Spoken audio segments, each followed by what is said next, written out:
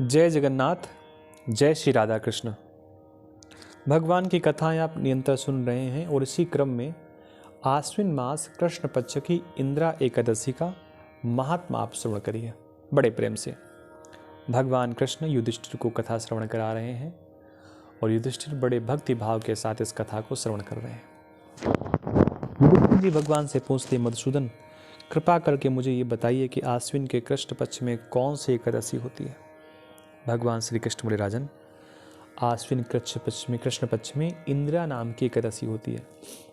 उसके व्रत के प्रभाव से बड़े बड़े पापों का नाश हो जाता है। नीच योनि में पड़े हुए पितरों को भी यह एकादशी सदगति देने वाली है। राजन, पूर्व काल की बात है, सतयुग में इंद्रसेन नाम से विख्यात राजकुमार थे, जो अब महिष्मतीपुरी के राजा होकर धर्मपूर्वक प्रजा का पालन करते थे। उनका यश सब ओर फैल चुका था। राजा इंद्रसेन भगवान विष्णु की भक्ति में तत्पर हो गए। गोविंद के मोक्षदायक नामों का जप करते हुए समय व्यतीत करते थे और विधिपूर्वक अध्यात्म तत्व के चिंतन में संलग्न रहते थे। एक दिन राजा राजसभा में सुखपूर्वक बैठे हुए थे। इतने में ही देवर्षि नारद आकाश से उतरकर वहां आ पहुंचे। उन्हें आया देख राजा हाथ जोड़कर खड़े हो गए और विधिपूर्वक पूजन करके उन्हें आसन पर बिठाया। इसके बाद वे इस प्रकार बोले, मुनिश्रेष्ठ, आपकी कृपा से मेरी सर्वथा कुशल है।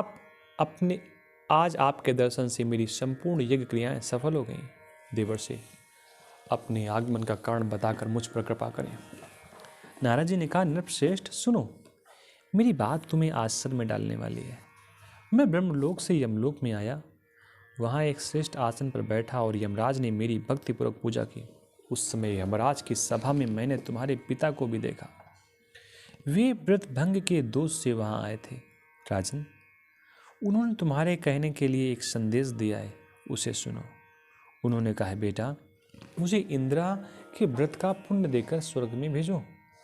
उनका यह संदेश लेकर मैं तुम्हारे पास आया हूँ। राजन, अपने पिता को स्वर्गलोक की प्राप्ति कराने के लिए इंदिरा का व्रत करो। राजा ने पूछा, भगवान कृपा करके इंदिरा का व्रत बताइए, किस पक्ष में, किस तिथि को और किस विधि से उसका व्रत करना चाहिए। नारद जी ने कहा, राजन सुनो, मैं तुम्हें इस व्रत की शुभ कारक विधि बतलाता हूँ। आश्विन मास के कृष्ण पक्ष में दशमी के उत्तम दिन को श्रद्धायुक्त चित्त से प्रातः काल स्नान करें। फिर मध्याह्न काल में स्नान करके एकाग्रचित हो एक समय भोजन करें तथा रात्रि में भूमि पर सोएं।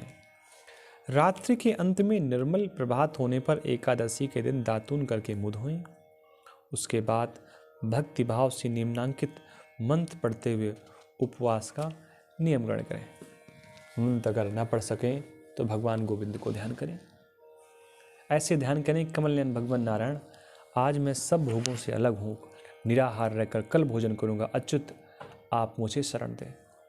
इस प्रकार नियम करके मध्याह्न काल में पितरों की प्रसन्नता के लिए शालिग्राम शिला के सन्मुख विधिपूर्वक श्राद्ध करें तथा दक्षिणा से ब्राह्मणों का सत्कार करके उन्हें भोजन करावें। पितरों को दिए हुए अन्न में पिंड को सूंघ कर विद्वान पुरुष गाय को खिला दें। फिर धूप और गंध आदि से भगवान ऋषिकेश का पूजन करके रात्र में उनके समीप जागरण करें। तत्पश्चात सवेरा होने पर द्वादशी के दिन पुनः भक्तिपूर्वक श्री हरि की पूजा करें। उसके बाद ब्राह्मणों को भोजन कराकर भाई बंधु नाती और पुत्र आदि के साथ स्वयं मौन होकर भोजन करें।